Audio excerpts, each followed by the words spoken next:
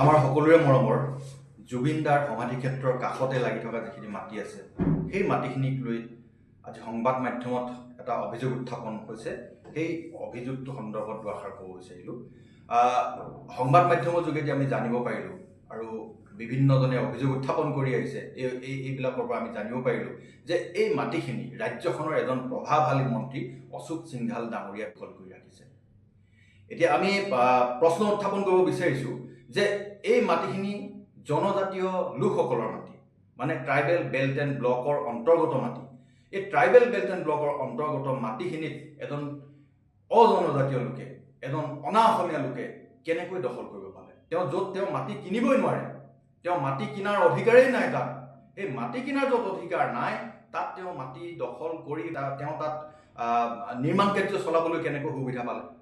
এইটোতো এটা ডাঙৰ কথা। আৰু এই সম্পৰ্কে আজি মুখ্যমন্ত্ৰী ডাঙৰীয়াক প্ৰশ্ন উত্থাপন কৰোঁতে সাংবাদিকে প্ৰশ্ন সোধা আমি দেখিছোঁ সংবাদ মাধ্যমত। তেতিয়া মুখ্যমন্ত্ৰী ডাঙৰীয়াই কৈছে যে জুবিন ক্ষেত্ৰৰ কাষৰ মাটিখিনি অশোক সিংঘালৰ নে কাৰ মই নাজানো বুলি কৈছে। এইটো কেনেকুৱা কথা? অসমৰ প্ৰতিটো সমস্যা, প্ৰতিটো কথা ক'ত কি হৈ আছে মুখ্যমন্ত্ৰীজনৰ নখ দৰ্পণত থাকে। টিলিকি মাৰি দিলে তেওঁ চব গম পায়, গোটেইবোৰ জানে। অসমৰ মানুহে ভাতৰ লগত পানী খাইছে নে ভাতৰ লগত নিমখ খাইছে, কি কৰিছে তেওঁ গোটেইখিনি জানে। তেওঁ সৰ্বজনতা, অসমৰ মুখ্যমন্ত্ৰীজন সৰ্বজনতা, সকলোবিলাক জানে তেওঁ। সাংবাদিকৰ প্ৰশ্ন শেষেই হ'ব নাপায়, শেষ হোৱাৰ আগতে তেওঁৰ মুখত উত্তৰ থাকে। কাৰ ঘৈণীয়েকে, কাৰ গাৰ্লফ্ৰেণ্ডে ক'লৈ যায়, কাৰ ঘৈণীয়েক কোন কলেজত চাকৰি কৰে, গোটেই কথাবিলাক তেওঁ জানে। এনেকুৱা এজন বহুবল্কী মুখ্যমন্ত্ৰী, সৰ্বজনতা মুখ্যমন্ত্ৰীয়ে যদি কৈ দিয়ে তেওঁৰ মন্ত্ৰীসভাৰে এজন প্ৰভাৱশালী মন্ত্ৰী অশোক সিংঘাল ডাঙৰীয়াই এই মাটিখিনি দখল কৰিছে নে নাই কৰা এইটো তেওঁ নাজানো বুলি ক'লে আমি কেনেকৈ বিশ্বাস কৰিম? আমি কেনেকৈ বিশ্বাস কৰিম মুখ্যমন্ত্ৰী ডাঙৰীয়া? আপুনিতো সৰ্বজনতা, আপুনি সকলো কথা জানে, আপুনি নজনা কথা একোৱেই নাই। কাৰ গাৰ্লফ্ৰেণ্ডে ক'লৈ গৈছে, কাৰ ঘৈণীয়েকে কোন কলেজত চাকৰি কৰে, আপুনিতো এইবিলাকেও জানে। এই ঘৰুৱা সৰু সৰু কথাবিলাকো যেতিয়া আপুনি জানে, আপোনাৰ চৰকাৰৰ এজন প্ৰভাৱশালী মন্ত্ৰীয়ে যে জনজাতীয় লোকৰ মাটি দখল কৰি আছে এইটো কথা আপুনি কেনেকৈ নাজানে? ঠিক আছে, আমি নাজানে বুলি ধৰি ল'লোঁ আপোনাক। এতিয়া আপুনি এইটো বিচাৰ কৰক যে এই মাটিখিনি আচলতে অশোক সিংঘালে দখল কৰি আছে নে নাই। এই মাটিখিনি যদি সঁচাকৈ অশোক সিংঘালে দখল কৰি আছে, আপুনি অনতিপলমে এই মাটিখিনি দখল মুক্ত কৰক।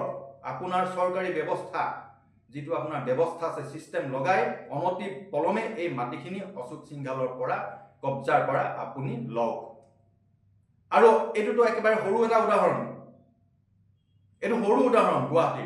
গুৱাহাটীৰ ওচৰে পাজৰে এনে বহু মাটি আছে, জনজাতীয় লোকসকলৰ যিবিলাক মাটি আছে, জনজাতি লোকসকলৰ সুৰক্ষাৰ কাৰণে গঠন কৰা এই যিকেইটা 30টা আৰু 17টা 47টা ট্ৰাইবেল বেল্ট এণ্ড ব্লক আছে অসমৰ বিভিন্ন জিলাত, এই সকলোবিলাকতে মাটি দখল কৰি আহিছে। সকলোবিলাকতে মাটি বিভিন্ন বহিৰাগত লোকে লৈ থৈছে, অনৈতিক উপায়েৰে কিনিছে। এইবিলাক কেনেকৈ হ'ব পাৰিছে?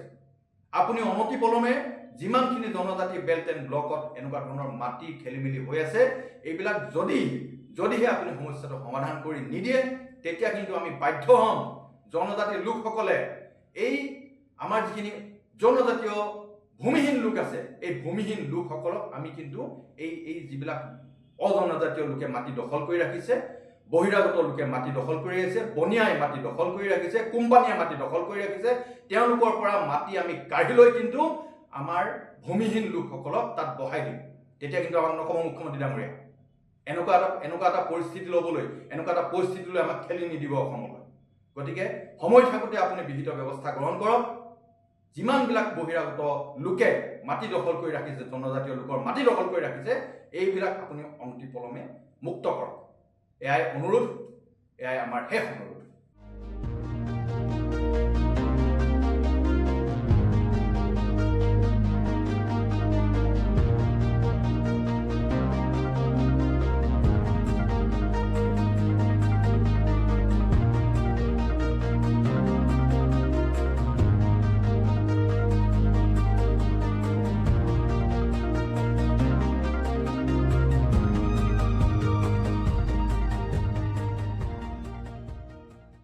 Stay informed, stay ahead.